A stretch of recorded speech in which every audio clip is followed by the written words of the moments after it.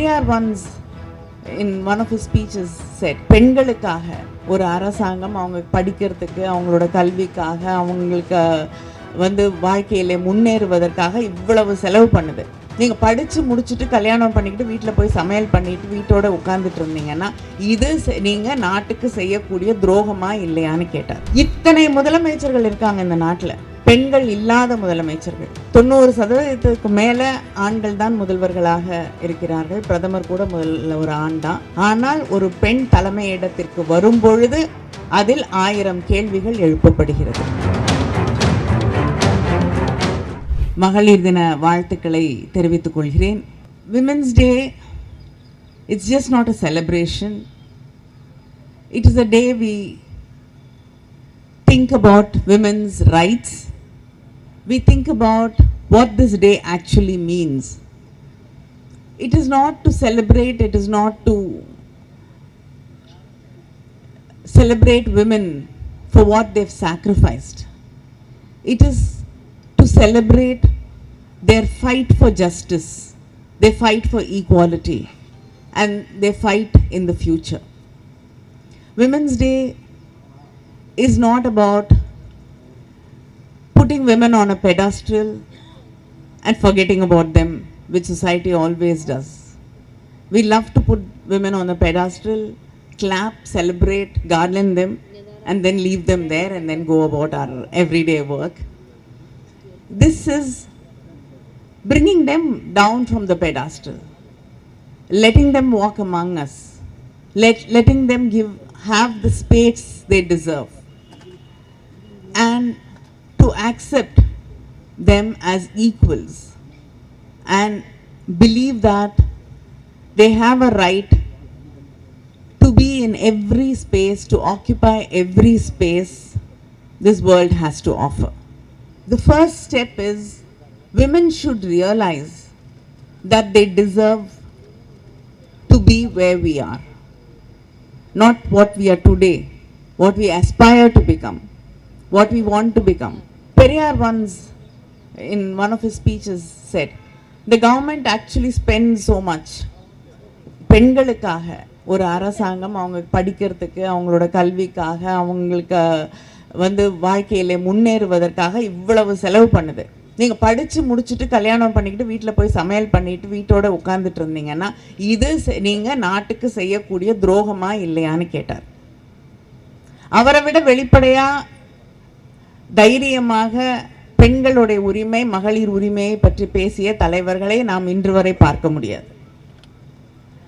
அதுதான் இன்னைக்கு பெண்கள் கற்றுக்கொள்ள வேண்டிய மிக முக்கியமான ஒரு பாடம் என்று நான் நினைக்கிறேன். நீங்கள் உங்களை நம்பணும்.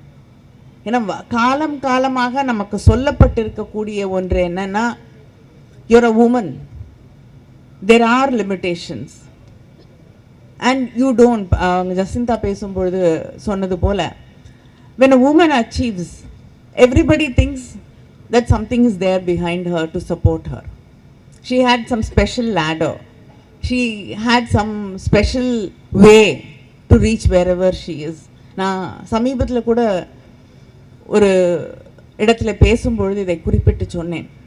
டெல்லியில் ஒரு பெண் முதலமைச்சர் நியமிக்கப்பட்ட போது பல மாநிலங்களில் தேர்தல் நடந்து முடிந்து ஆண்கள் முதலமைச்சராக வந்தபொழுது யாரும் வெவ்வேறு கருத்துக்களை, அதை பற்றி கருத்து வேறுபாடுகள் இருந்தாலும் அதை ஏற்றுக்கொண்டார்கள். ஆனால் டெல்லியில் ஒரு பெண் முதலமைச்சராக அங்கே பதவி ஏற்றுக்கொண்ட போது, பொறுப்பேற்று கொண்ட போது சில பேர் நாடாளுமன்ற வளாகத்திலேயே சொன்ன கருத்து, இன்னொருவர் he lost out because she is a woman அப்படின்னு. She does not she is not there as a chief minister because she deserves it. Because she is a woman, they had to give a woman a space, they had to accommodate her, she is there. அப்ப இத்தனை முதலமைச்சர்கள் இருக்காங்க இந்த நாட்டில், பெண்கள் இல்லாத முதலமைச்சர்கள்.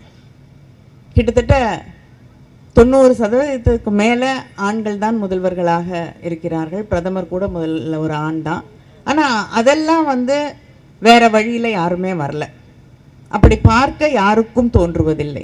ஆனால் ஒரு பெண் தலைமையிடத்திற்கு வரும் பொழுது அதில் 1000 கேள்விகள் எழுப்பப்படுகிறது.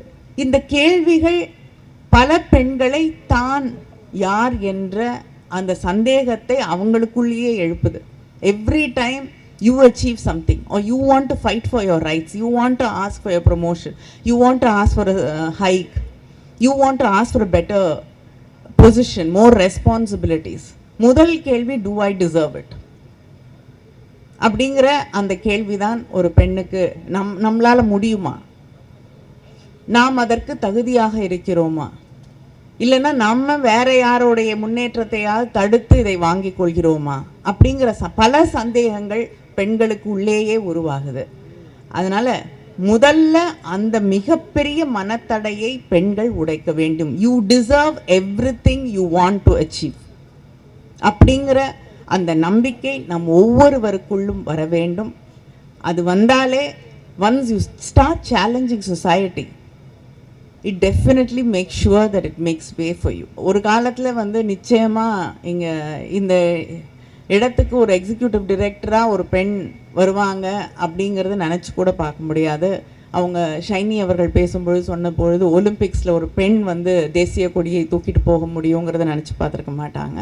இன்றைக்கி 30% பெண்கள் இங்கே பணியாற்றுவீர்கள் என்று யாரும் கனவுல கூட நினச்சிருக்க மாட்டாங்க. ஸோ இதெல்லாம் தாண்டி இன்றைக்கி இந்த இடத்துக்கு நம்ம வந்திருக்கோம் அப்படிங்கிறது ஒரு மிகப்பெரிய ஒரு அச்சீவ்மெண்ட். ஏன் ஊடகத்துறையில் கூட இன்னும் பெண்கள் கம்மியாக தான் இருக்கீங்க.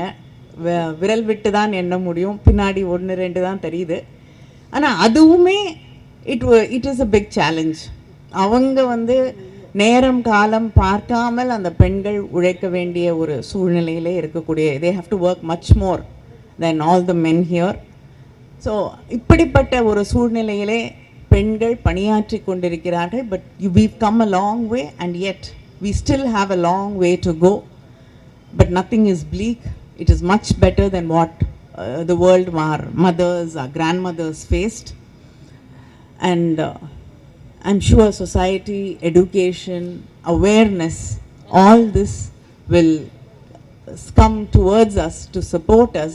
முக்கியமாக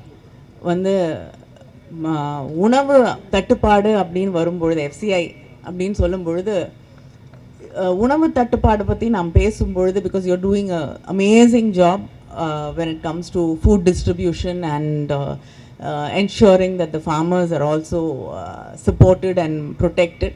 அப்படிப்பட்ட ஒரு இதில் முதல்ல உணவு தட்டுப்பாடுனாலே முதல்ல பாதிக்கப்படுறது பெண்கள் தான். ஒவ்வொரு குடும்பத்திலையும் ஒவ்வொரு சொசைட்டிலையும் பாதிக்கப்படுவது பெண்கள் தான். அந்த பெண்கள் அந்த உணவுக்காக, அந்த அடிப்படை தேவைகளுக்காக, அதை தாண்டி போனால் தான் எதையுமே நம்ம அச்சீவ் பண்ண முடியும். உணவுக்காக சண்டை போட்டுட்டு இருக்கும்போது, அதுக்காக போராடிட்டு இருக்கும்போது அடுத்த கட்டத்தை பற்றி நாம் சிந்திக்கவே முடியாது. ஸோ அதுக்கு மிகப்பெரிய அளவில் இந்த நாட்டில் FCI has done an amazing job.